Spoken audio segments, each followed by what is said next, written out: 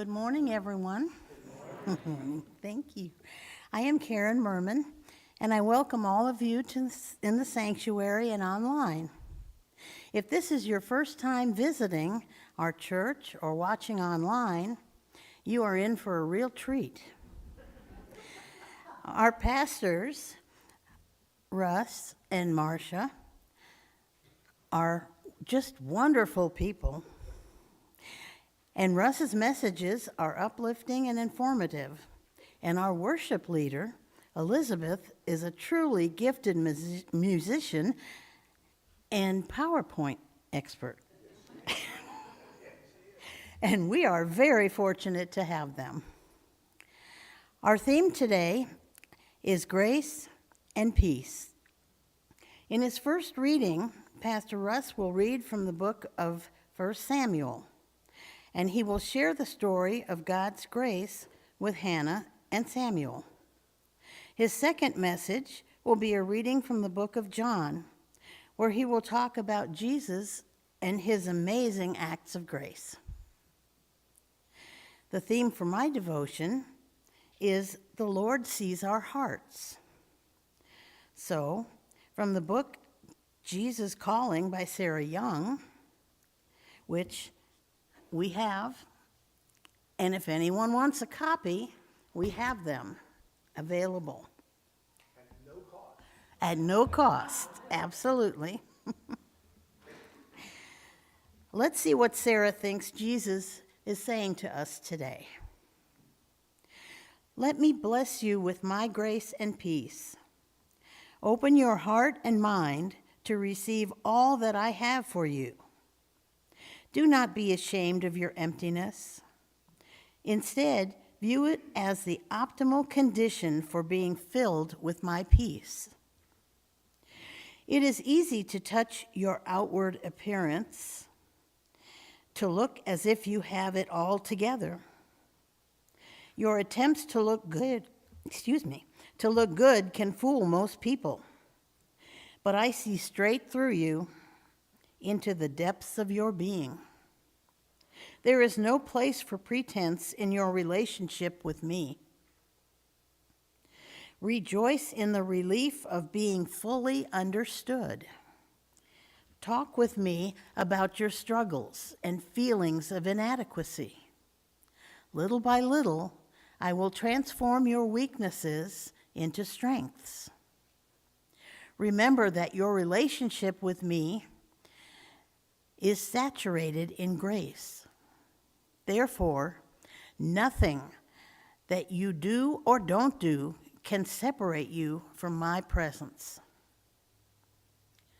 Jesus sees straight into our hearts, so there's no need for pretense. Try to remember a time in your lives when you were nervous about meeting someone for the first time. Maybe you were going on a job interview, or maybe your child was introducing you to possible in-laws. Yeah. Whatever the scenario, you dressed to look your best. You probably wrestled with how you should behave. Just be yourself? Probably not. Be very prim and proper? Oh, too stiff and old-fashioned. Oh dear, how should you act to give a good impression?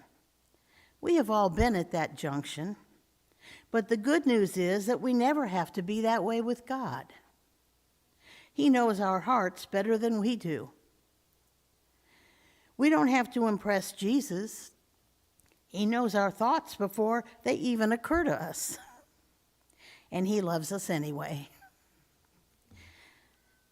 30 years ago, my husband Neil and I were invited to have dinner with our son Robert and his fiancée. We were going to meet Emily's mother for the first time. Our son warned us not to behave the way we normally do. Great. Well, we all met at the restaurant, and the atmosphere was kind of tense. We needed something to break the ice. Well, Emily's mother asked me how she could word the invitation so that her relatives who lived in the mountains would know that it was a formal affair and they needed to dress up. So I told her, well, you can put black tie optional on the invitation, and that will let them know that they could wear a tuxedo or they need to wear a suit. And she looked at me and she said, "A tuxedo? I just want them to wear shoes."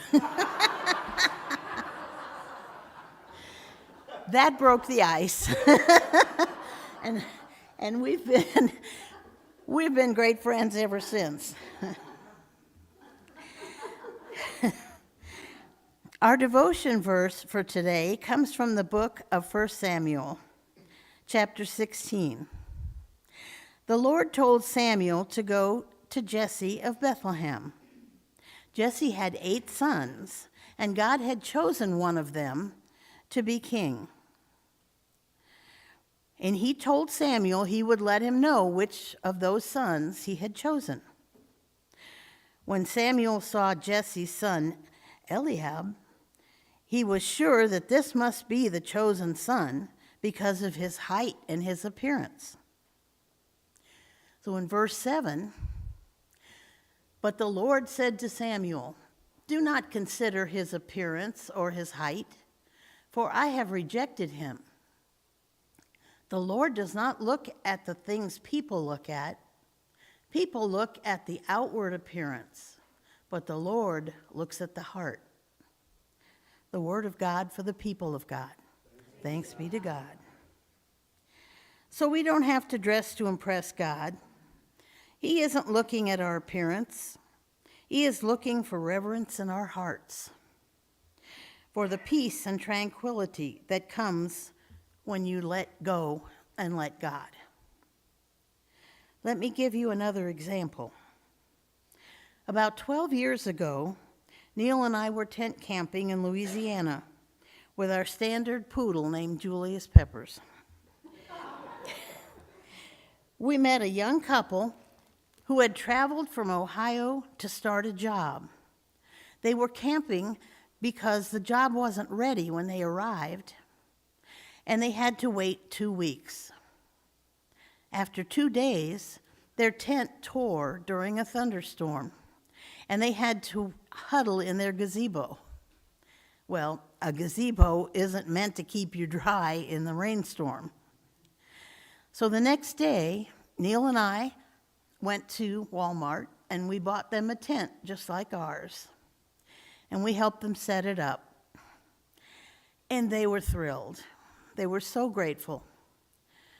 As we were walking back to our tent, a man stopped me and said, "You know, you were taken for a ride by that couple. They played you like a fiddle." And I said, "I believed them, so I followed my heart. If they were not honest with me, then that's between them and God." I said, "But God knows my heart and how I felt." So once again, God looks at the heart. If the heart is pure, he is pleased. So as we go on about our busy lives, let's remember that it is not only what's in our plans or on our minds that God is looking at, it's what's in our hearts that tells him who we really are. So let's let the remainder of this service fill our cups with joy and love for the Lord. Pray with me, please. Father in heaven, please look upon our war-torn world with grace and mercy. Bring peace to the families who are suffering the perils of war. Please bring due processes to the trials and tribulations of our own country's legal systems and electoral system. Bring forth true and honest justice in all matters at hand. Please be with our pastors, session members, and congregation as we battle sicknesses, weather, and travel issues. We are forever grateful that you sent your only Son to earth to show us the way to heaven. In thanking you, we ask these